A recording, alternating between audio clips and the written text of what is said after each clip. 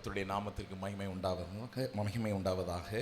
இந்த நாளிலும் இந்த யோவான் 7வது அதிகாரம் 25 52 வசனம் 53 வரையிலும், கடைசி வசனம் வரையிலும் இருக்கிற இந்த பகுதியை நாம் தியானிக்கும்படியாக கர்த்தர் கொடுத்த இந்த நல்ல ஸ்லாக்கியத்திற்காக தேவனுக்கு நான் நன்றி செலுத்துகிறேன்.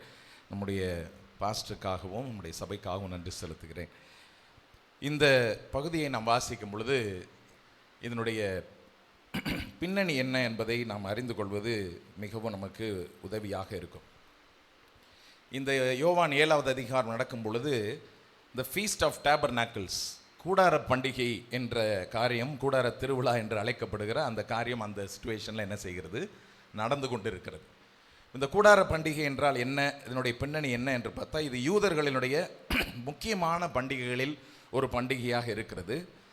இஸ்ரவேல் மக்கள் எகிப்து தேசத்திலிருந்து 40 ஆண்டுகள் வனாந்தரத்திலே அவர்கள் கூடாரத்தை போட்டு அவர்கள் அந்த வாழ்ந்ததை இதை நினைவு கூறுகிறதான ஒரு பண்டிகையாக இருக்கிறது. தேவன் அவர்களை அந்த வனாந்தர பயணத்தில் அவர்களை பாதுகாத்தார், அவர்களை வழிநடத்தினார், அவர்களுடைய தேவைகளை சந்தித்தார் என்பதை இவர்கள் நினைவு கூர்ந்து ஒரு 7 நாட்கள் இந்த கூடார பண்டிகையை இந்த ஜனங்கள் என்ன செய்தார்கள், கொண்டாடினார்கள். அதுதான் இந்த 7வது அதிகாரத்தில் நடக்கிறதான ஒரு பின்னணி. கூடார பண்டிகை கொண்டாடுகிறதான அந்த நேரம், அந்த இடத்திலே இயேசு கிறிஸ்து அந்த பண்டிகை நடுவில் என்ன செய்கிறார், அவர் இருக்கின்றார். இதை நம்ம தொடர்ந்து நம்ம வாசிக்கும் பொழுது இன்னும் அந்த இடத்துல என்ன, அந்த பண்டிகையில் என்ன நடக்கும் அப்படின்னு சொல்லி நம்ம பார்த்தோம் என்று சொன்னால், அங்கே இருக்கிறதான அந்த பிரதான ஆசாரியர்கள், அங்கே சீலோவாம் நதி என்றதான ஒரு நதி, அது என்னவாயிருக்கும்னு சொன்னால், இந்த பண்டிகையின் காலகட்டத்தில் அது மழை காலம் கிடையாது, அது வெயில் காலம், அது எல்லாம் வறண்டு அது ஒரு மாதிரி பஞ்சத்திற்கு நேராக போகிறது. ஆனால் அதே நேரத்தில் அறுவடைக்கும் பயிர் என்ன செய்து ஆயத்தமாக இருக்கிறது. ஆகையால் ஒரு 2 விதமான ஒரு ஜெப குறிப்போடு கூட ஜனங்கள் அந்த இடத்துல கூடி வருகிறார்கள். ஒன்று, ஆண்டவருக்கு இந்த பயிர்களை எல்லாம் அவருக்கு விளைய செய்ததற்காக ஆண்டவருக்கு நன்றி செலுத்துகிறதான ஒரு பண்டிகையாக, கூடார பண்டிகையில் நன்றி செலுத்துகிற ஒரு காரியம் இருக்கும். இரண்டாவது, ஆண்டவரே வனாந்தரத்தில் எங்களை நீர் எப்படி மோசையின் மூலமாய் வழி நடத்தும் பொழுது அந்த பாறையை தட்டினதிலிருந்து வறண்ட இடத்திலிருந்து எங்களுக்கு எப்படி தண்ணீரை கொடுத்தீரோ, நீரூற்றை கொடுத்தீரோ, அதுபோல இனி வரக்கூடிய இந்த வறட்சியான நாட்களிலும் கூட நீர் எங்களுக்கு தேவையான மழையை தாரும் என்று சொல்லி வேண்டிக் கொள்ளுகிறதான ஒரு பண்டிகையாக இருந்தது. அந்த சம்பிரதாயத்தில் அவர்கள் என்ன செய்தார்கள் என்று சொன்னால், இந்த சீலோவாம் நதியில் இந்த பிரதான ஆசாரியர் தங்க கலசம் ஒன்றை எடுத்துக்கொண்டு, அங்கே இருக்கிறதான மீதி இருக்கிறதான தண்ணீர், அந்த தண்ணீரை எடுத்துக்கொண்டு அப்படியே அந்த ஆலயத்திற்கு, அந்த தேவனுடைய ஆலயத்திற்கு வந்து அங்கு அதை என்ன செய்கிறாங்க, பலிபீடத்தில் ஊற்றுகிறதாக நம்ம பார்க்கின்றோம்.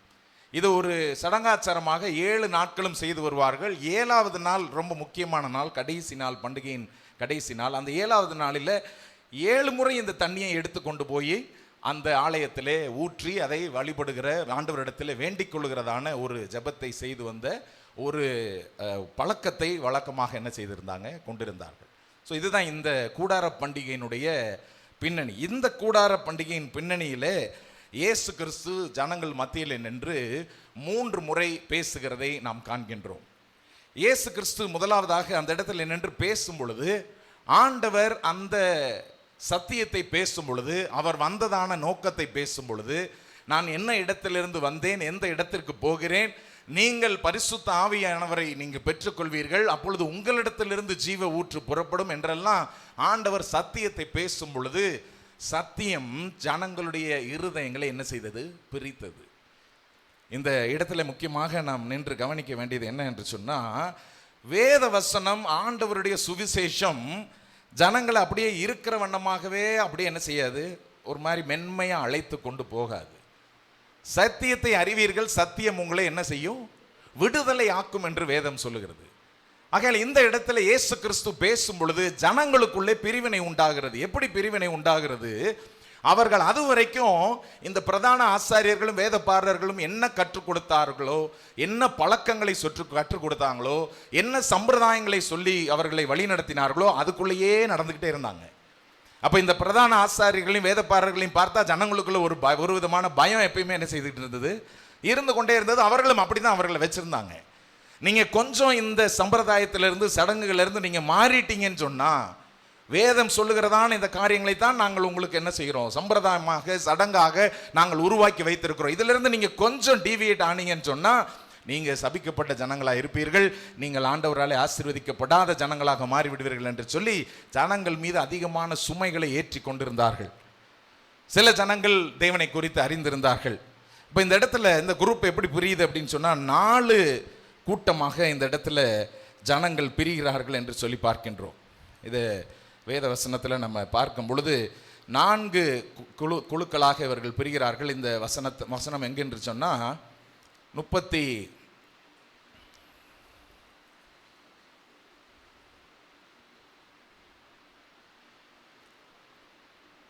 40வது வசனத்திலிருந்து நான் வாசிக்கின்றேன். ஜனங்களில் அநேகர் இந்த வசனத்தை கேட்ட பொழுது மெய்யாகவே இவர் தீர்க்கதரிசியானவர் என்றார்கள். வேறு சிலர் இவர் கிறிஸ்து என்றார்கள். வேறு சிலர் கிறிஸ்து கலிலேயாவில் இருந்தா வருவார் என்றதான சந்தேகம் கொண்டிருந்தார்கள். தாவீதின் சந்ததியிலும் தாவீது இருந்த பெத்லகேம் ஊரிலும் இருந்து கிறிஸ்து வருவார் என்று வேத வாக்கியம் சொல்லவில்லையா என்றார்கள். இவ்விதமாக அவரை குறித்து ஜனங்களுக்குள்ளே பிரிவினை உண்டாயிற்று. இந்த காரியத்திலிருந்து நாம் புரிந்து கொள்கிறதான ஒரு காரியம் என்ன என்று சொன்னால், புரிந்து கொள்கிற முக்கியமான ஒரு விஷயம் என்ன என்று சொன்னால், தேவனுடைய சத்தியத்தை உள்ளதை உள்ளபடி நாம் பேசும் பொழுது ஜனங்களுக்குள்ளே பிரிவினை உண்டாகும். கர்த்தருடைய வார்த்தைகள் ஜனங்கள் மத்தியிலே பேசும் பொழுது அது எப்பொழுதும் எல்லாரும் வரவேற்கத்தக்கதான ஒரு விஷயமாக அது என்ன செய்யாது, இருக்காது.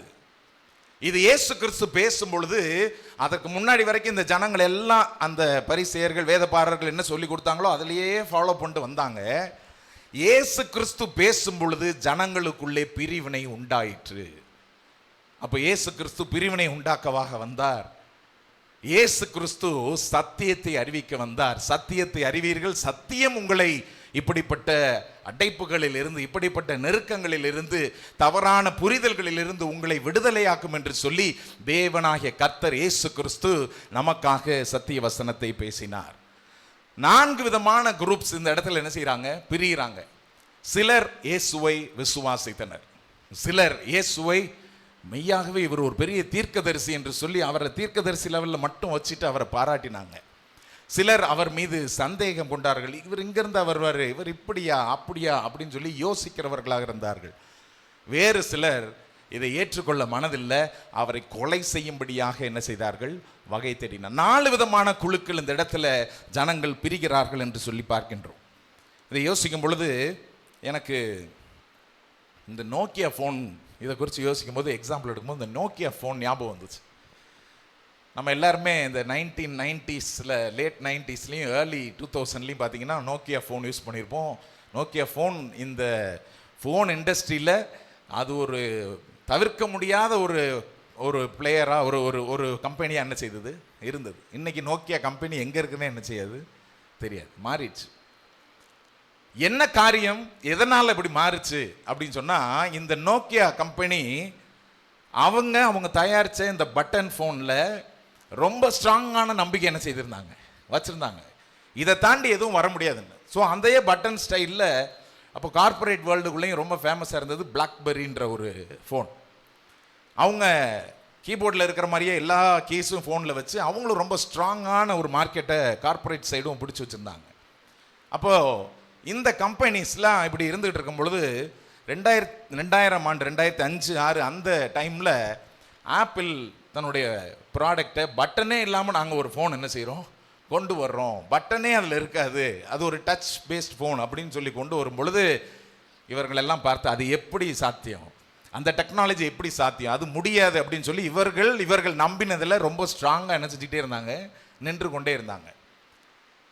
ஆண்ட்ராய்டு, சாம்சங் இந்த மாதிரி நிறுவனங்கள் இமீடியட் என்ன பண்ணாங்க, மேபி அதுக்குள்ள ஆப்பர்ச்சுனிட்டி இருக்குன்னு சொல்லி இமீடியட்டாக அதை என்ன செஞ்சுக்கிட்டாங்க, கிராஸ் பண்ணி அந்த உண்மையை அவர்கள் பிடித்து கொண்டார்கள்.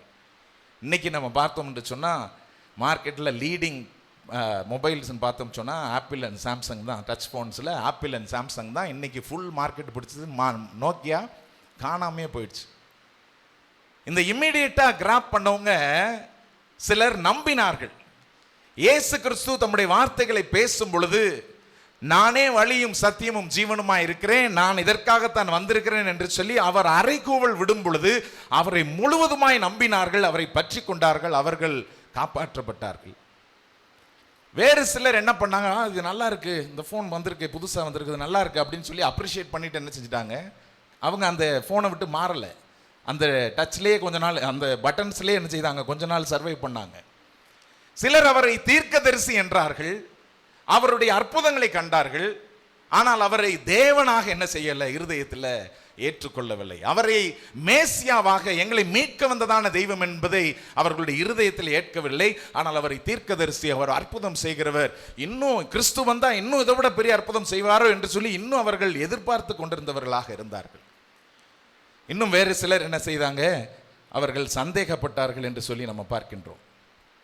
அவர்கள் சந்தேகப்பட்டார்கள், இவர்தானா இல்லை இதுக்கு முன்னாடி, ஆனால் வசனம் இப்படி சொல்லப்பட்டிருக்கிறதே, வசனத்தில் இப்படி சொல்லியிருக்கிறதே, அவர் கலிலேயாவில் இருந்து வருவார், அவர் பெத்லகேமில் பிறந்து வருவார், வேத வசனம் இப்படி சொல்லலையா அப்படி சொல்லலையா என்று சொல்லி சிலர் அவரை என்ன செய்து கொண்டிருந்தார்கள், சந்தேகப்பட்டு கொண்டிருந்தார்கள். இந்த நோக்கியா கம்பெனி கடைசி வரைக்கும் அவங்களோட எண்ணங்கள்ல இருந்து என்ன செய்யவே இல்லை, மாறவே இல்லை. they were very adamant. ஏன்னா எங்களுக்கு தெரியும் எங்களுடைய டெக்னாலஜி, ஏன்னா நாங்கள் தான் மார்க்கெட்டில் டாப்பு, எங்களை தாண்டி எதுவும் கிடையாது. the pride within them, அவர்களுக்குள்ளாக இருந்ததான பெருமை அவர்களை அழித்தே போட்டது. எங்களை அசைக்கவே முடியாது மார்க்கெட்டில், அவ்வளோ நாங்கள் மார்க்கெட் ஷேர் வச்சுருக்கோம், எங்களுடைய கஸ்டமர்ஸ் இவ்வளோ பேர் இருக்கிறாங்க, எங்களை யாரும் எதுவும் செய்ய முடியாது என்று நினைத்து கொண்டிருந்தவர்களுக்கு காலப்போக்கில் அவர்கள் இன்று காணாமலே என்ன செய்தாங்க, போய்விட்டார்கள். 4 விதமான மனிதர்கள் இயேசு கிறிஸ்து பேசும் பொழுது ஆண்டவர் ஜனங்களுக்குள்ளாக பிரிவினை உண்டாயிற்று, ஜனங்களுக்குள்ளாக அவர்களுடைய நம்பிக்கையிலே ஒரு அசைவு உண்டாயிற்று. இரண்டாவது, 3 காரியங்களை இயேசு கிறிஸ்து பேசுகிறார். 3 காரியங்களை இயேசு கிறிஸ்து பேசுகிறார். முதல் காரியம் அவர் பேசுவது யோவான் 7வது அதிகாரம் 28-29. அப்பொழுது இயேசு தேவாலயத்தில் உபதேசிக்கையில் சத்தமிட்டு, நீங்கள் என்னை அறிவீர்கள், நான் எங்கே இருந்து வந்தேன் என்றும் அறிவீர்கள், நான் என் சுயமாய் வரவில்லை, என்னை அனுப்பினவர் சத்தியம் உள்ளவர், அவரை நீங்கள் அறியாதிருக்கிறீர்கள், நான் அவரால் வந்திருக்கிறபடியினாலும் அவர் என்னை அனுப்பியிருக்கிறபடியினாலும் நானே அவரை அறிந்திருக்கிறேன் என்றார். இதை தனியாக எடுத்து நம்ம வாசிச்சு போகும்பொழுது நம்மளுக்கு கொஞ்சம் நேரம் அது என்ன செய்யாது, புரியாது. நானும் முதல்ல இதை 2-3 தடவை வாசித்தேன். நீங்கள் என்னை அறிவீர்கள், நான் எங்கே இருந்து வந்தேன் என்றும் அறிவீர்கள். இதை ஆண்டவர் சொல்லும் பொழுது எதை சொல்லுகிறார், நீங்க என்னை பார்த்திருக்கிறீங்க, நான் எங்கிருந்து பிறந்து வளர்ந்து வந்தேன்னு என்னை ஹிஸ்டாரிக்கலாக என்ன செஞ்சு வச்சிருக்கிறீங்க, ஜாகிரபிக்கலாக ஹிஸ்டாரிக்கலாக கொஞ்சம் தெரிஞ்சு வச்சிருக்கிறீங்க. ஆனால் நான் என் சுயமாய் வரவில்லை. இப்போ ஆண்டவர் எங்கே ஷிஃப்ட் ஆயிட்டாரு அப்படின்னா, பரலோகத்திலிருந்து வந்ததை குறித்து பேச ஆரம்பிக்கிறார். முதல்ல இந்த ஜனங்கள் என்ன அறிந்து வைத்திருந்தார்களோ அதை குறித்து பேச ஆரம்பித்தவர் அதன் பின்பதாக எதை குறித்து பேசுகிறார், நான் என் சுயமாய் வரவில்லை, என்னை அனுப்பினவர் சத்தியம் உள்ளவர்.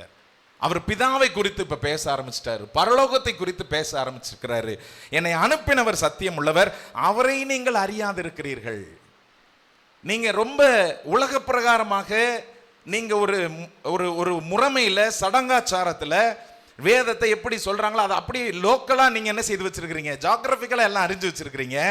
ஆனால் தேவனாகிய பிதாவானவரை நீங்கள் இன்னும் முழுமையாக உங்களுடைய இருதயத்தில் என்ன செய்யவில்லை, அறியவில்லை.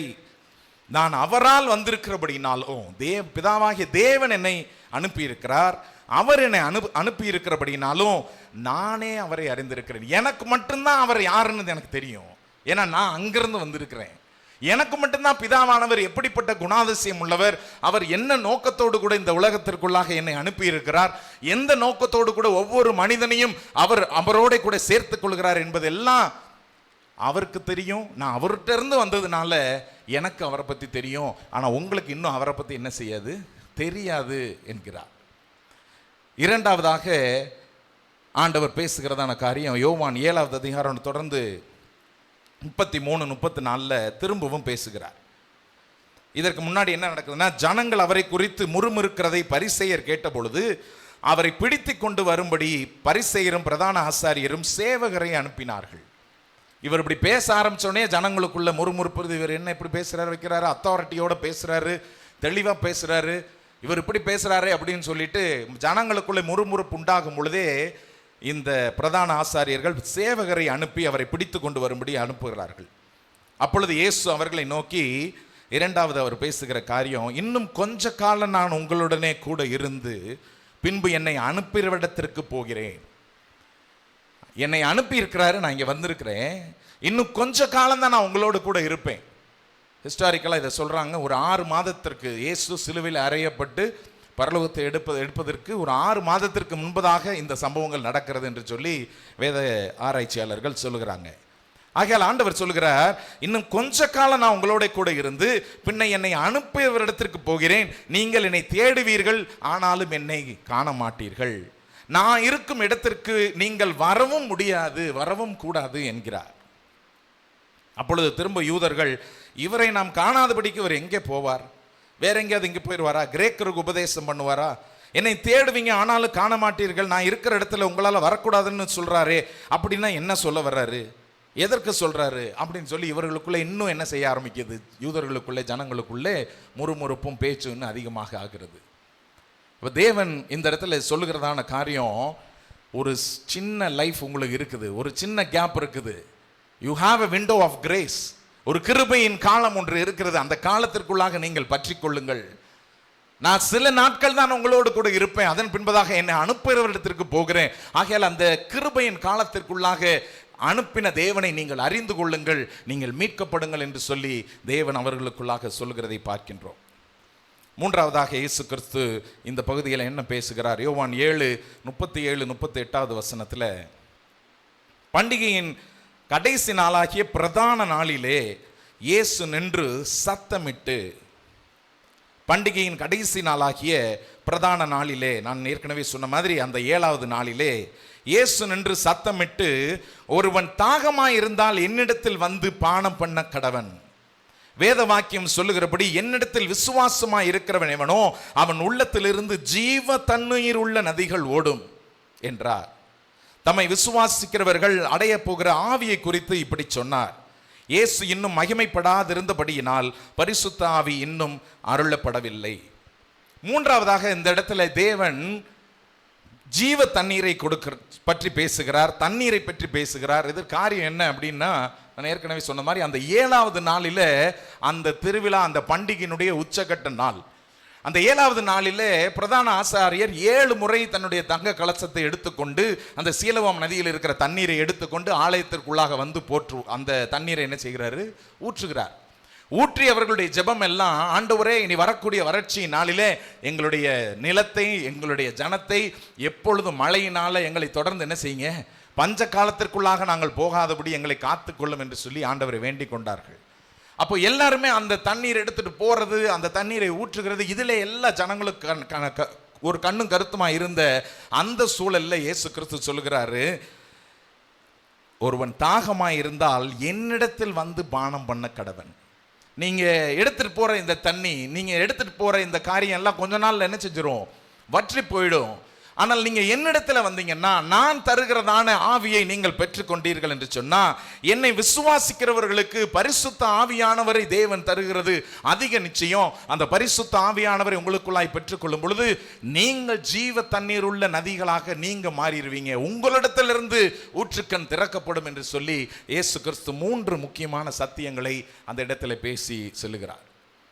இதை நம்முடைய வாழ்க்கையில, நம்முடைய ஒரு பிரின்சிபல்ஸாக, வாழ்க்கையின் கோட்பாடுகளாக 3 காரியங்களை மாத்திரம் நான் சொல்லி நிறைவு செய்ய விரும்புகிறேன். முதல் காரியம், இந்த கடினமான இருதயம் உள்ள பரிசேயர், இந்த கடினமான இருதயம் உள்ள இந்த வேத பாரகர், இவர்களுடைய அந்த பிரிந்து சென்ற 4 விதமான குரூப்பில் அந்த 4வது குரூப்பை பற்றி முதல்ல நம்ம எடுத்துக்கொள்வோம்.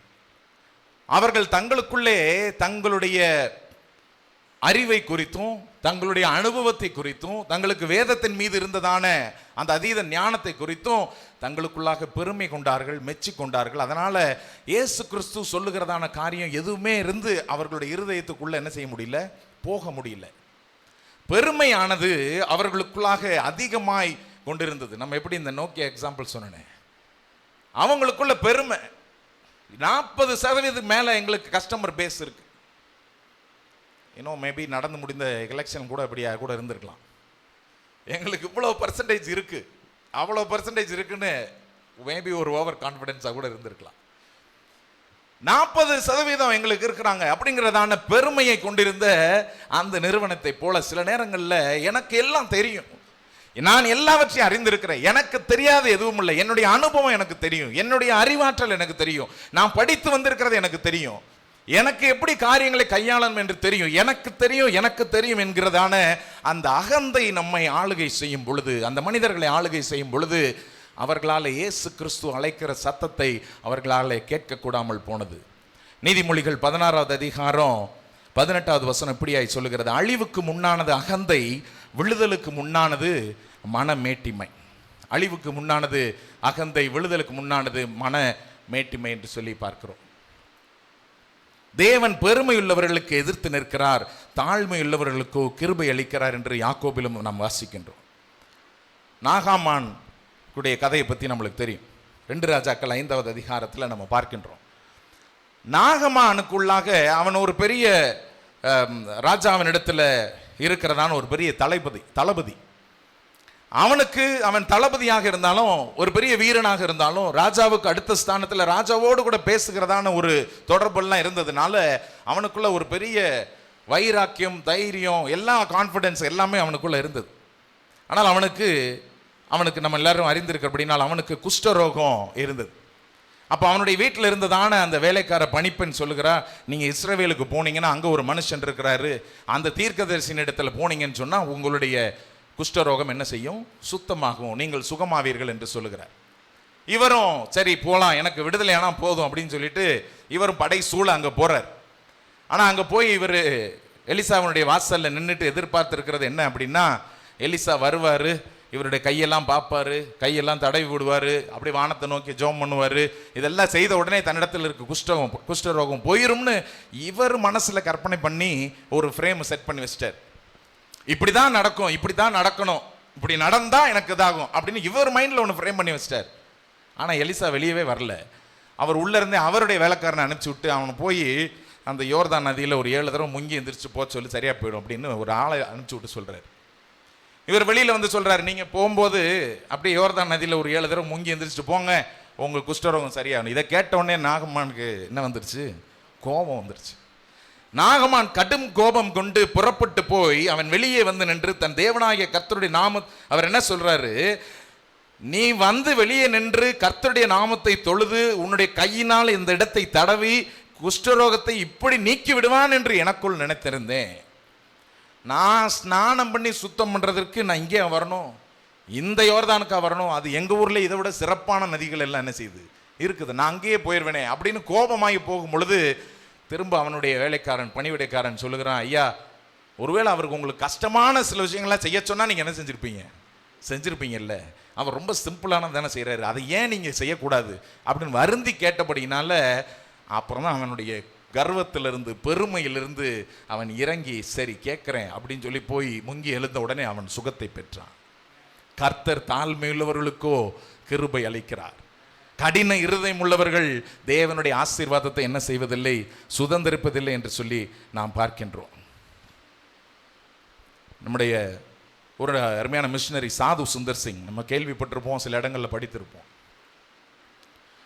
திபெத்தில் புத்திஸ்ட் இருக்கக்கூடியதான அந்த இடத்துல அவர் போய் ஆண்டவருடைய வசனத்தை என்ன செய்கிறாரு, ப்ரீச் பண்ண போகிறார். சாது சுந்தர் சிங்கை பற்றி ஒரு சின்ன பின்னணி என்னென்னா, அவர் ஒரு பஞ்சாபி சிங் குடும்பத்தில் மிகப்பெரிய செல்வந்தருடைய வீட்டில் பிறந்து வளர்ந்தவர். 16 வயதில் ஆண்டவரை ஏற்றுக்கொண்டவர். ஆனால் ஆண்டவரை ஏற்றுக்கொண்டபடினால அவருடைய வீட்டில் அவருக்கு பயங்கர எதிர்ப்பு கிளம்பினபடினால அவர் வீட்டை விட்டு என்ன செஞ்சிடறாரு, வெளியில் வந்துடுறாரு. அப்போ அந்த காலத்தில் இருந்ததான இந்த மிஷனரிமார்கள் எல்லாம் கோட் சூட் போட்டு அவங்க வெஸ்டர்ன் அவுட்ஃபிட்லேயே இருந்து இங்கே வந்து ஊழியம் செய்து கொண்டிருந்தாங்க. அப்போ இவர் பார்த்தார், எதுக்கு இந்த வெஸ்டர்ன் அவுட்ஃபிட், இதெல்லாம் ஆண்டவருடைய சத்தியத்தை தான் நம்ம சொல்லுகிறோம், நம்முடைய தேசத்தில் உள்ள ஒரு சாதாரணமான ஒரு வாழ்க்கையை நான் வாழ விரும்புகிறேன்னு சொல்லி அவர் சாதுவாக தனக்கென்று ஒரு அங்கியை எடுத்துக்கொண்டு அந்த மாதிரி ஒரு ட்ரெஸ்ஸிங்கில் அவர் போகிறார். இப்போ ஒரு சம்பவம் என்ன நடக்கிறது, அவருடைய வாழ்க்கையில் அவர் இந்த திபெத்தில் ஒரு இடத்துல தேவனுடைய சத்தியத்தை அவர் பேசி கொண்டு இருக்கும் பொழுது அந்த திபெத்தினுடைய அந்த இப்போ தலை லாமான்னு இருக்கிற மாதிரி அந்த லாமா அவங்க தான் அந்த சேர்பர்சன், அவங்க என்ன செய்கிறாங்க, இவரை பிடித்து இவரை 1912-13 இது நடந்தது என்று சொல்றாங்க. இவரை மரண கிணற்றுக்குள்ளாக போடுகிறாங்க. இந்த மரண கிணறு அப்படின்னா என்னன்னா, ஒரு பெரிய கிணறு அவங்க வச்சிருப்பாங்கன்னா, ரொம்ப கடினமான குற்றம் சுமத்துறவங்களை, கிரிமினல்ஸை அந்த கிணத்துக்குள்ளே போட்டுருவாங்க. அந்த கிணறு மிக ஆழமான கிணறு. அந்த கிணத்துக்குள்ளே போட்ட யாரும் மேலே என்ன செய்ய முடியாது, வர முடியாது. அப்படிப்பட்ட கிணற்றுக்குள்ளே இவரை தூக்கி உள்ளே போட்டுறாங்க. இவர் உள்ளே போய் விழுந்துட்டு மேலே வந்து ஒரு இரும்பு கதவு மாதிரி போட்டு லாக் பண்ணி, அந்த பூட்டினுடைய சாவி இந்த லாமாவுடைய பெல்ட்டில் என்ன செஞ்சிருப்பார், வச்சிருப்பார். யாரும் அந்த இவருடைய அனுமதி இல்லாமல் யாரும் திறந்துடக்கூடாது, யாரும் தப்பிச்சிடக்கூடாது. உள்ளே போகிறவன் செத்து தான் என்ன செய்யணும், போகணும் அப்படின்னு இவரை ஒரு முறை இந்த மாதிரி ஆண்டவருடைய சுவிசேஷத்தை பிரசங்கித்தபடினால இவரை தூக்கி உள்ளே போட்டுறாங்க. இவர் போய் உள்ளே விழுகும் பொழுது லேண்ட் ஆனதே எங்கன்னு பார்த்தீங்கன்னா மண்ணில் கிடையாது, அங்கே இருந்ததான எலும்பு குவியல், சதை அழுகி போன சதை குவியல் நடுவில் போய் விழுகிறார். அப்போ இமேஜின் பண்ணி பாருங்க, ஒரு கிணறு, அதற்குள்ளாக ஏகப்பட்ட மனிதர்கள் ஏற்கனவே தண்டனை கொடுக்கப்பட்டு இறந்து எலும்பும் அழுகி போன சதையும் உள்ள இடத்துல இவரை உள்ள போடுறாங்க. இவரால் முதல்ல அந்த சுவாசத்திலேயே அவருக்கு பாதி என்ன செஞ்சிடும், போயிடும். இவர் விழுந்ததில் இவருடைய வலது கை என்ன செய்யுது, உடைஞ்சு போகுது. அதோட விழுந்துடுறார் உள்ள. ஆனால் உள்ள இருந்து தேவனை அவர் பாடி ஆராதனை செய்து கொண்டிருந்தார். சரித்திரம் அப்படியே சொல்லுகிறது. 2 நாட்கள் போச்சு. 2 நாட்கள் அதற்குள்ளாகவே இருக்கிறார். ஆண்டவரே என்னால் உங்களை விடுவிக்க கூடுமானால் என்ன செய்யுங்க, விடுவீங்க என்று சொல்லி ஜெபிக்கிறார். 3வது நாளில் பார்த்தா அவருக்கு இந்த மேலே இருக்கிற சங்கிலி அதெல்லாம் ஓப்பன் ஆகி ஒரு கேட்டு திறக்கிற சத்தம் கேட்குது. ஆனால் அவரால் நிமிர்ந்து கூட என்ன செய்ய முடியல, பார்க்க முடியல. 2 நாட்கள் பசி, தண்ணீர் கிடையாது, சாப்பாடு கிடையாது, நாற்றத்திற்கு நடுவில் விழுந்து கிடக்கிறாரு. கை உடைஞ்சு போய் அங்கே ப்ளீடிங் ஆகிட்டு இருக்கு. 2 நாட்கள் உள்ள கிடக்கிறாரு. 3வது நாள் யாரோ திறக்கிறாங்கன்னு தெரியுது. மேலே இருந்து ஒரு கயிறு வருது. இதை பிடிச்சி எப்படியாவது மேலே வாங்க நீங்க. இந்த கையில் பிடிக்க முடியாது, ஒற்றை கையில் இதை மட்டும் பிடிச்சிக்கிறார். நல்ல இருக பிடிச்சிக்கோங்க, விட்டுறாதீங்க அப்படின்னு சத்தம் கேட்குது. அவர் பிடிச்சிக்கிறார், அதை பிடித்து கொள்கிறார். மேலே கொஞ்சம் கொஞ்சமாக அவரை இழுத்து வெளியில் வர்றாரு. வெளியில் வந்த உடனே அவர் அந்த வெளியில் உள்ள சுவாசத்தை, அந்த ஃப்ரெஷ் ஏரை பார்த்த உடனே அப்படியே அவர் படுக்கிறார். அதை கேட்டு அவரால் நிற்க முடியல. அந்த இதில் அப்படியே கீழே படுத்துடுறாரு.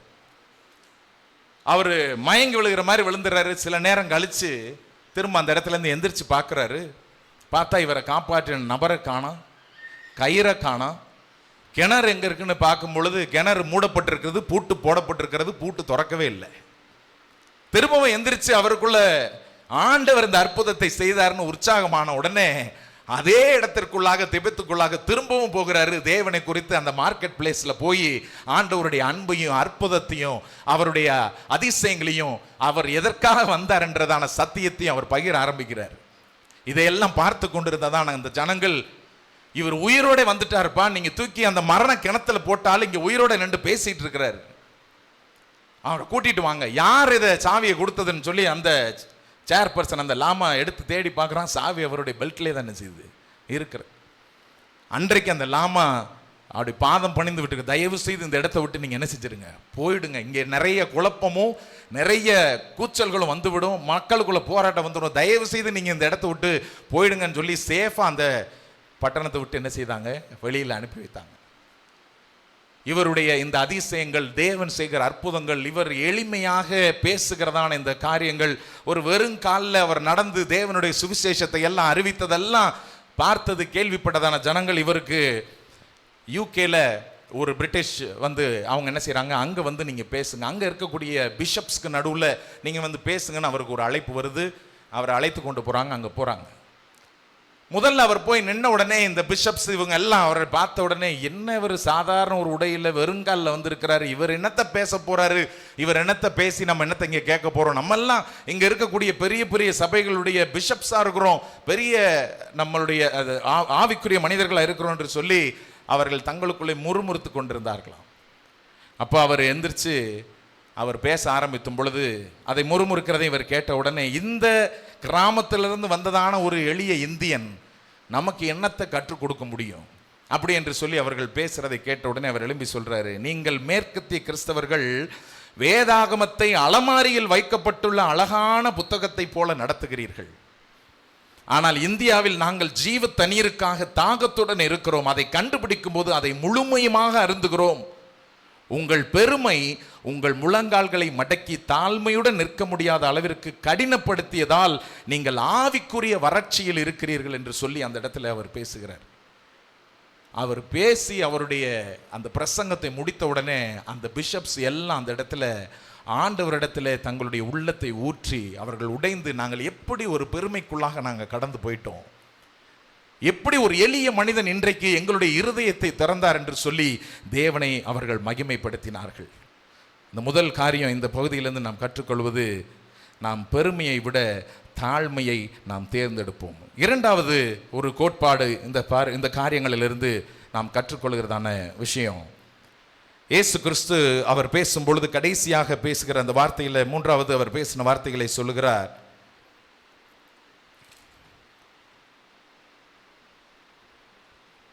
என்னிடத்தில் விசுவாசமாய் இருக்கிறவன் எவனோ அவன் உள்ளத்திலிருந்து ஜீவ தண்ணீர் உள்ள நதிகள் ஓடும். ஜீவ தண்ணீர் உள்ள நதிகள் உங்களிடத்திலிருந்து ஓடும். அப்போ ஆசீர்வாதத்தை நாம் பகிர்ந்து கொள்ளுகிறவர்களாக ஒரு வாய்க்காலை போல நம்ம மாற வேண்டும். Moving from consumers to a channel of blessing.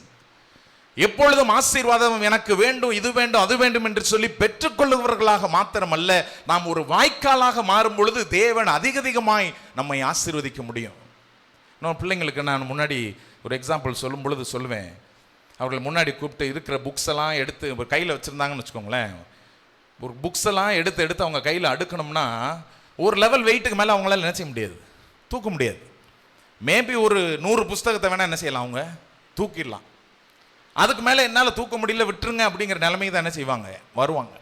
ஆனால் அதே காரியம் அந்த பிள்ளைங்க தங்களிடத்தில் கொடுக்கப்படுகிற புஸ்தகங்களை எடுத்து மற்றவர்களுக்கு கொடுத்து கொண்டே இருந்தாங்கன்னா ஒரு குறிப்பிட்ட காலத்தில் அவர்கள் ஆயிரக்கணக்கான புஸ்தகங்களும் அவர்கள் வழியாய் கடந்து போகிறதற்கு அவர்களுடைய கரங்கள் ஏதுவாக என்ன செய்யும், பெற்றுக்கொள்கிறதாக இருக்கும். அதைத்தான் தேவன் இந்த இடத்துல சுட்டி காட்ட விரும்புகிறார். நாம் we should move from being consumers to becoming a channel of blessing. நீதிமொழிகள் 11வது அதிகாரம் 25வது வசனம், உதார குணமுள்ள ஆத்துமா செழிக்கும், எவன் பிறருக்கு தண்ணீர் பாய்ச்சுகிறானோ அவனுக்கு தண்ணீர் பாய்ச்சப்படும். எலியாவும் சாரிபாத் விதவையும் இருந்ததான அந்த காரியம் நம்மளுக்கு தெரியும். எலியாவும் சாரிபாத் விதவி, இந்த தீர்க்கதரிசி அந்த சாரிபாத் விதவையின் இடத்துல போய் என்ன இருக்குது எனக்கு சாப்பிட கொண்டு வான்றாரு. சாரிபாத் விதவை சொல்லுகிறது நம்ம எல்லாருக்கும் தெரிந்த கதை, அதனால சுருக்கமாக சாரிபாத் விதவை சொல்லுகிறது, என்கிட்ட கடைசியில் கொஞ்சம் மாவு எண்ணெயும் தான் இருக்குது, இதை சாப்பிட்டுட்டு நானும் என் மகனும் என்ன செய்யலாம்னு இருக்கிறோம், மரித்து போகலாம் என்று சொல்லியிருக்கிறேன். ஏன்னா பஞ்சம் அவ்வளவாய் ஆளுகை செய்கிறது, இதை சாப்பிட்டுட்டு நாங்கள் மரித்து போகலாம் என்று இருந்தோம். அப்படி சொன்ன பிறகு அந்த தீர்க்கதரிசி என்ன செய்கிறாரு, நீ இதை போய் முதல்ல சமைச்சு எனக்கு என்ன செய்வா, எடுத்துட்டு வா, நீ இதை முதல்ல சமைச்சு எனக்கு எடுத்துட்டு வா, அப்புறமேல் நீ என்ன செய்ய சாப்பிடு. அவளும் கீழ்ப்படுகிறாள். எடுத்து தன்னிடத்தில் இருந்ததான காரியத்தை எடுத்து சமைத்து அந்த தீர்க்கதரிசிக்கு கொடுத்து தீரும் பொழுது அந்த தீர்க்கதரிசியின் மூலமாக சாரிபாத் விதவையும் அவருடைய மகனையும் ஆண்டவர் ஆசீர்வதிக்கிறார். அந்த பஞ்சகாலம் முழுவதுமாக அவர்களுக்கு உணவில்லாத பற்றாக்குறையே இல்லாமல் தேவன் அவர்களை ஆசீர்வதித்ததை நாம் பார்க்கின்றோம். நம்ம ஊரில்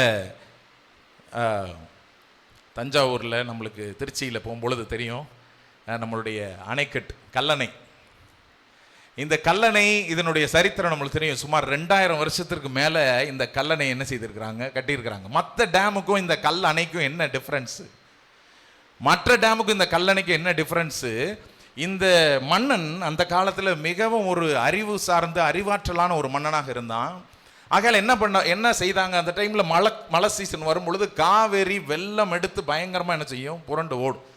அடித்த ஜோரில் பயங்கரமாக எந்நேரமும் ஜனங்களுடைய ஊருக்குள்ளே இதெல்லாம் வெள்ளம் வந்துக்கிட்டே இருந்தது. ஆனால் முழு தண்ணீரும் மழை டைம் வந்து முடிஞ்சதுக்குள்ளே கடலுக்கு போய் சேர்ந்துடும், எல்லாம் வீணாக போயிடும். அதுக்கப்புறம் வறட்சியின் காலத்தில் போயிட்டே இருப்பாங்க. இதை பார்த்ததான இந்த மன்னன் என்ன செய்தான், இந்த தண்ணீரை நம்ம என்ன செய்யணும், அடைச்சி சேமித்து வச்சு பெரிய டேம் மாதிரி கட்டி கொடுக்கணுன்ற யோசனையில் இல்லாமல் இந்த தண்ணீர் எங்கெல்லாம் வருகிறதோ அங்கெல்லாம் நம்ம இந்த கல் அணைகளை வைத்து திசையை திருப்பி விடுவோம். Let us build channels அப்படின்னு சொல்லி திசையை திருப்பி விட்டதில்ல. கிட்டத்தட்ட 3 ஆறுகள் அந்த இடத்துல, காவிரி வெள்ள நீரை வெண்ணாறு, புது ஆறு, கொள்ளிடம் ஆறுகளுக்கு, சிறிய கால்வாய் அமைப்புகளுக்கும், ஆயிரக்கணக்கான கிராம குளங்களுக்கும் இவர்கள் என்ன செய்கிறாங்க, திருப்பி அனுப்புகிற வண்ணமாக அந்த ஏரியா முழுவதுமாக கட்டுறாங்க. அப்போ வெள்ளத்தோடு வேகமாக வர்ற தண்ணி எல்லாம் டைவர்சிஃபை ஆகி எல்லா குளங்களை நிரப்புது, ஆறுகளை நிரப்புது, எல்லா இடத்துலையும் செழிப்பாகுது. இன்றைக்கும் நம்ம பார்க்குறோம், டெல்டா மாவட்டம், தஞ்சாவூர், அந்த பகுதி எல்லாம் நம்ம பார்க்குறோம். இன்றைக்கும் it is called the rice bowl of Tamil Nadu, தமிழ்நாட்டின் நெற்களஞ்சியம் என்று சொல்லி நம்ம பெருமையுடன் சொல்லுகிறோம் என்று சொன்னால் என்ன காரியம், இதையெல்லாம் அடைச்சு ஒரு இடத்துல வச்சு எல்லாத்தையும் அந்த ராஜா மட்டும் அனுபவிக்கணும் அல்லது அவனை சுற்றி இருக்கிற நபர்கள் மட்டும் அனுபவிக்கணுங்கிற எண்ணம் இல்லை. தன்னுடைய நாட்டில், தன்னுடைய தேசத்தில், தன்னை சுற்றிலும் இருந்த ஜனங்கள் எல்லாருக்கும் அந்த நன்மைகள் போய் சேரணும் அப்படிங்கிறதுனால அவன் சிந்தித்த அந்த சிந்தனை, he made channels to bless the people around him. தேவன் அப்படியாக நம்மையும் ஆசீர்வதிக்க விரும்புகிறார், நம்மையும் அப்படிப்பட்ட சிந்தனை உள்ளவர்களாக மாற்ற விரும்புகிறார். மூன்றாவது கோட்பாடை நான் விரைவாய் சொல்லி முடிக்கின்றேன். கிருபையின் வாய்ப்புகளை நாம் தாமதமின்றி பயன்படுத்தி கொள்ள வேண்டும். தேவன் தருகிறதான கிருபையின் வாய்ப்புகளை நாம் தாமதமின்றி பயன்படுத்தி கொள்ள வேண்டும். இயேசு அவர்களை நோக்கி சொல்லுகிறார் 33வது, இன்னும் கொஞ்ச காலம் நான் உங்களுடனே கூட இருந்து பின்பு என்னை அனுப்புகிறவரிடத்திற்கு நான் போகிறேன். இன்னும் கொஞ்ச காலம், there is a window of grace. இன்னும் சில காலம் நான் உங்களோடு கூட இருந்து நான் போகிறேன். நீங்கள் அப்புறம் என்னை தேடுவீங்க, என்னை காண மாட்டீங்க, நான் இருக்கிற இடத்திற்கும் நீங்கள் வரவும் முடியாது. ஆகையால் when God is giving us that window of grace, ஆண்டவர் நமக்கு அப்படிப்பட்ட வாய்ப்புகளை கொடுக்கும் பொழுது நாம் பற்றிக்கொள்ளவர்களாய் இருக்க வேண்டும். தேவனை தேடுகிற இருதயத்தோடு, கர்த்தரை கண்டடையத்தக்க சமயத்தில் அவரை தேடுங்கள், அவர் சமீபமாய் இருக்கையில் அவரை நோக்கி கூப்பிடுங்கள் என்று சொல்லி ஏசாயா தீர்க்கதரிசி சொல்லுகிறதை நாம் பார்க்கின்றோம். 5 கன்னிகைகள், 10 கன்னிகைகள், 5 கன்னிகைகள் ஆயத்தமாக இருந்தார்கள், அவருடைய வருகைக்காக ஆயத்தமாக இருந்தார்கள். அவர் அந்த வருகையில் அந்த 5 கன்னிகைகளும் ஆண்டவரோடு கூட என்ன செய்தார்கள், மீதி 5 பேர் அந்த கிருபையின் காலத்தை, அந்த காலத்தை சரியாக பிரயோஜனப்படுத்தலை, கடைசி வரைக்கும் என்ஜாய் பண்ணிட்டு இருந்தாங்க. ஆனால் மணவாளன் வருகிறார் என்று சொல்லும் போது அப்போ போய் என்ன வாங்குறதுக்கு நாங்கள் போகிறோம், அந்த டைமை மிஸ் பண்ணிட்டாங்க. they missed out the time. ஒருவேளை நம்முடைய வாழ்க்கையில் நம்ம இதை யோசித்து பார்க்கலாம். ஆண்டவர் கொடுக்கிறதான அந்த கிருபையின் நேரத்தை நாம் பயன்படுத்துகிறோமா? ஆவியானவர் நம்முடைய உள்ளத்தில் பேசும் பொழுது இவரை மன்னித்து விடுங்க, இவங்களிடத்துல விட்டு கொடுங்க, இதை நீங்கள் இப்படி மாற்றுங்க அப்படின்னு தேவ ஆவியானவர் நம்முடைய இருதயத்தில் பேசுகிற சில காரியங்களை நாம் கேட்டு அதை நாம் இருதயத்தை கடினப்படுத்துகிறோமா அல்லது தேவனுடைய வார்த்தைக்கு நாம் இடம் கொடுக்கிறோமா? ஆண்டவர் கொடுக்கிற அந்த கிருபையின் காலத்தை நாம் பயனுள்ளதாக மாற்றிக்கொள்வோம். சிஎம்சி வெள்ளூர் எப்படி வந்ததுன்ற கதை ஒருவேளை நம்மளுக்கு தெரிந்திருக்கலாம். ஆனால் ஒரு சம்பவத்தை மாத்திரம் நான் அதில் சொல்லுகிறேன். டாக்டர் ஐடா ஸ்கட்டர் என்பவர்கள் தன்னுடைய பேரண்ட்ஸ், தன்னுடைய பெற்றோர்களும் தன்னுடைய தாத்தா பாட்டிகளும் இந்தியாவில் வந்து மிஷனரிகளாக அவர்கள் பட்ட வேதனைகள் எல்லாம் பார்த்து ஐடா ஸ்கட்டர் ஒரு முடிவில் இருக்காங்க, நான் இந்த இந்தியாவில் என்ன செய்யவே மாட்டேன், இருக்கவே மாட்டேன், நான் இது அமெரிக்காவில் மாத்திரமே நான் இருப்பேன், நான் அங்கே படிச்சுக்கிறேன், அங்கே வளர்ந்துக்கிறேன், நான் நிறையா சம்பாதிக்கணும், நான் கம்ஃபர்டபுளான லைஃப் வாழணும், இங்கே வந்து கஷ்டப்படுகிறது என்னுடைய சித்தம் இல்லை, எனக்கு விருப்பம் இல்லை அப்படிங்கிற ஒரு தெளிவான முடிவோடு கூட இருந்தாங்க. ஆனாலும் இந்தியாவுக்கு ஒரு முறை அவர்கள் வந்தாங்க. ஏன்னா அவங்க அம்மா ரொம்ப சிக்காக இருந்தாங்கன்னு சொல்லி அவர்களை பார்க்கறதுக்காக வர்றாங்க. அவங்க அம்மாவை பார்த்து கொண்டு அவங்க வீட்டு வாசலில் அந்த வெராண்டாவில் உட்காந்துருக்குறாங்க. அப்போ ஒரு பெரிய வசதியான ஒரு செல்வந்த பிராமணர் ஒருத்தர் வந்து கதவை தட்டுகிறார். அவர் கண்ணீரோடு வந்து கெஞ்சுறாரு, அம்மா என்னுடைய இளம் மனைவி பிரசவத்தில் உயிருக்கு போராடுறா, இங்குள்ள அந்த மருத்துவச்சிகள் அந்த அங்கே உள்ளவங்களால சரியாக டெலிவரி பார்க்க முடியல, அவள் வேதனையில் துடிக்கிறா, எதுவும் எங்களால் செய்ய முடியல, தயவு செய்து நீங்கள் வந்து காப்பாற்றுங்க அப்படின்னு சொன்ன உடனே இந்த ஐடா ஸ்கட்டர் சொல்கிறாங்க, ஐயா நான் டாக்டர் கிடையாது, ஆனால் எங்கள் அப்பா டாக்டர், நான் அவரை கூட்டிகிட்டு வரேன், நீங்கள் அவரை கூட்டிகிட்டு வரேன்னு சொன்னோடனே அவர் இல்லை வேற ஒரு ஆண் வந்து என்னுடைய மகளை அப்படி என்னுடைய மனைவி அப்படி இளம் மனைவி அப்படி பார்க்குறத நான் என்னால் ஏற்றுக்கொள்ள முடியாதுன்னு சொல்லி அவர் திரும்ப போயிட்டார். அவங்க உட்காந்துட்டே இருக்காங்க, என்ன இவர் இப்படி போகிறாரு அப்படின்னு யோசிச்சுட்டே இருக்காங்க. திரும்ப ஒரு மனிதர் வர்றாரு கொஞ்ச நேரத்தில். அவர் வந்து கதவை தட்டுகிறார். அவர் வந்து பார்த்தா ஒரு முஸ்லீம் மனிதர். அவர் சொல்கிறாரு, என்னுடைய இளம் மனைவியும் கர்ப்ப வேதனையில் துடிச்சுக்கிட்டு இருக்கிறா, அந்த மருத்துவச்சிகளால் ஒன்றும் செய்ய முடியல, அவங்களால காப்பாற்ற முடியல, சரியான டெலிவரி பண்ண முடியல, நீங்கள் வந்து உதவி செய்யுங்க. அவங்கள்ட்ட சொல்கிறாங்க, எங்கள் அப்பா டாக்டராக இருக்கிறாங்க, நான் கூப்பிட்டு வர்றேன், அவர் வந்து ஹெல்ப் பண்ணுவார். அவர் மறுத்துட்டு போகிறார், இல்லை எங்களுடைய நியதி இதெல்லாம் அனுமதிக்காது, முடியாது, போயிடுறார். திரும்ப வந்த ஒரு உயர் ஜாதி நபர் ஒருத்தர் வர்றார், அம்மா இந்த மாதிரி என்னுடைய மனைவியும் கஷ்டப்படுறா, கொஞ்சம் வந்து காப்பாற்றுங்க. இல்லை எங்கள் அப்பா தான் டாக்டர், நான் அவரை கூட்டிகிட்டு வரேன். அவர் மறுத்துட்டு போயிடுறார். வேற ஒரு மனிதன், வேற ஒரு ஆண் மகன் வந்து அதை நான் தொடரதை விரும்ப மாட்டேன் அப்படின்னு சொல்லிட்டு போயிடுறாரு. இவங்களுக்கு புரியவே இல்லை. நைட்டு அடுத்த நாள் காலையில் இவங்களுக்கு செய்தி வருது, இவங்களிடத்துல வந்து அந்த 3 அந்த பிரசவத்திற்கு போன அந்த பெண்களும் மரித்துட்டாங்க, அந்த பிறந்த குழந்தைகளும் மரித்து போனாங்க. இது அவர்களுடைய இருதயத்தை சுக்குநூறாக்கியது. ஆண்டவரிடத்துல போய் அழுது ஜெபம் பண்ண, ஆண்டவரை எதற்காக இதை அனுமதித்தீங்க, எதற்காக இந்த காரியங்கள் எல்லாம் வரும் பொழுது அவருடைய இருதயத்தில் ஆண்டவர் திட்டமும் தெளிவுமா பேசுறாரு. நான் உன்னை இதற்காக அழைத்திருக்கிறேன். அதுக்கப்புறம் தான் அவங்க இங்கிருந்து திரும்ப அமெரிக்காவுக்கு போய் மெடிசன் படிக்கிறாங்க. டாக்டருக்கு படிச்சுட்டு திரும்ப ஒரு தீர்மானத்தோட நான் திரும்ப இந்தியாவுக்கு போவேன், நான் இந்த ஜனங்களுக்கு நான் ஊழியத்தை செய்வேன், மருத்துவ ஊழியத்தை செய்வேன் என்று சொல்லி அவங்க திரும்ப வர்றாங்க. அவங்க திரும்ப வந்து ஒரு பெட்டு கிளினிக்காக ஸ்டார்ட் பண்ணப்பட்டது தான் அந்த சிஎம்சி வெள்ளூர். இன்றைக்கு சிஎம்சி வெள்ளூர் கிட்டத்தட்ட 3000 பெட், ஒரு நாளைக்கு 10,000 அவுட் பேஷண்ட், 2000 இன்பேஷண்ட், கிட்டத்தட்ட 9,000 ஊழியர்கள் அங்கே பணிபுரிகிறாங்க. 3000 டாக்டர்ஸு, 3000 நர்சஸ்ஸு, மற்ற பேராமெடிக்கல் ஸ்டாஃபு எல்லாரையும் சேர்த்து கிட்டத்தட்ட 9,000 பேர் அந்த இன்ஸ்டிடியூஷனில் இன்றைக்கு பணிபுரிகிறாங்க. தேவன் அந்த ஆப்பர்ச்சுனிட்டி என்கிறதான அந்த டோரை அவர்களிடத்தில் தட்டும் பொழுது, தட் விண்டோ ஆஃப் கிரேஸ், அந்த காலத்தை அவர்கள் உணர்ந்து கொண்டார்கள். தேவனுடைய சத்தத்திற்கு தன்னுடைய இருதயத்தை ஒப்பு கொடுத்தார்கள். கர்த்தர் அவர்கள் மூலமாக இந்திய தேசத்தை லட்சக்கணக்கான ஜனங்களுக்கு ஆசீர்வாதமாக அந்த மருத்துவமனையை வைத்திருக்கிறார். 3 காரியங்கள் நாம் தேவனிடத்திலிருந்து கற்றுக்கொண்டோம். கண்களை மூடி நாம் ஜெபிப்போம். இயேசு கிறிஸ்து 3 காரியங்களை இந்த ஜனங்கள் நடுவில் இருந்து பேசுகிறார். அந்த 3 காரியங்களினுடைய அடிப்படையில் இன்றைக்கு வேத கோட்பாடுகளை தேவன் நமக்கு கற்றுக் கொடுக்கிறதான கோட்பாடுகளை நாம் பார்க்கின்றோம். முதலாவது, பெருமையுள்ளவர்களுக்கு தேவன் எதிர்த்து நிற்கிறார், தாழ்மையுள்ளவர்களுக்கோ கிருபை அளிக்கிறார். ஒருவேளை நம்ம இருதயம் எங்கேயாவது கடினப்பட்டு இருந்தால் இந்த நேரத்தில் ஆண்டவரிடத்தில் நாம் கேட்கலாம், ஆண்டவரே என்னை தாழ்மையுள்ளவனாக மாற்றுங்க, என் பெருமை என்னை விட்டு விலகட்டும், எனக்கு எல்லாம் தெரியும் என்கிற எண்ணங்கள் என்னை விட்டு விலகட்டும். ஆண்டவரே நான் என்னையே நான் தாழ்த்தி உம்முடைய சமூகத்தில் அர்ப்பணிக்கிறேன். ஆண்டவரே உம்முடைய சித்தம் செய்வதற்கு, உம்முடைய திட்டத்தை நிறைவேற்றுவதற்கு எனக்காக நீர் எண்ணத்தை வைத்திருக்கிறீரோ, எதை செய்ய சொல்லுகிறீரோ அதை நீர் சொல்லுகிற வண்ணமாகவே நான் கேட்பதற்கு என்னுடைய செவிகளை திறந்தருளும் ஆண்டவரே. தகப்பனே, அதே போல ஆண்டவரே நாங்கள் பெற்றுக்கொள்வனாக மாத்திரம் அல்ல ஆண்டவரே, ஒரு வாய்க்காலாக பகிர்ந்து பாய்ச்சும் வாய்க்காலாக நிரம்பி வழியக்கூடியதான ஒரு ஜீவ தண்ணீராக என் பாத்திரம் நிரம்பி வழிகிறது என்று சொல்லுகிறபடியே ஆண்டவரே எங்களிடத்தில் நீர் கொடுக்கிறதான சகல ஆசீர்வாதங்களும், நீர் தந்திருக்கிற தாளந்துகள், நீர் தந்திருக்கிற ஞானம், நீர் தந்திருக்கிற நேரம், நீர் தந்திருக்கிறதான சரீர பல, நீர் தந்திருக்கிறதான ஆசீர்வாதங்கள், இவைகளை எல்லாம் ஆண்டவரே எப்பொழுதும் ஆண்டவரே எங்களை சுற்றிலும் இருக்கிறவர்களுக்கு பாய்ச்சலாக கொடுக்கிற ஒரு ஜீவ நதியை போல வாழ எங்களுக்கு உதவி செய்யும். நீர் கொடுத்திருக்கிற பரிசுத்த ஆவியானவருக்காய் உமக்கு நன்றி செலுத்துகிறோம். எங்கள் ஒவ்வொருவருக்குள்ளாய் நீர் கர்த்தாவை கொடுத்திருக்கிற அந்த கர்த்தாவை ஆவியானவருடைய செயல்களுக்காக உமக்கு நன்றி செலுத்துகிறோம். தகப்பனே, நீர் எங்களோடு கூட இடைப்படும் ஐயா. நீர் கொடுக்கிறதான இந்த கிருபையின் வாய்ப்புகளை தாமதமின்றி நாங்கள் பயன்படுத்திக் கொள்ள எங்களுக்கு உதவி செய்யும். எங்கள் ஒவ்வொருவரையும் பலப்படுத்தும். உம்முடைய பிரசன்னத்தில் நாங்கள் நிலைத்து நிற்க கர்த்தர் உதவி செய்கிறார்.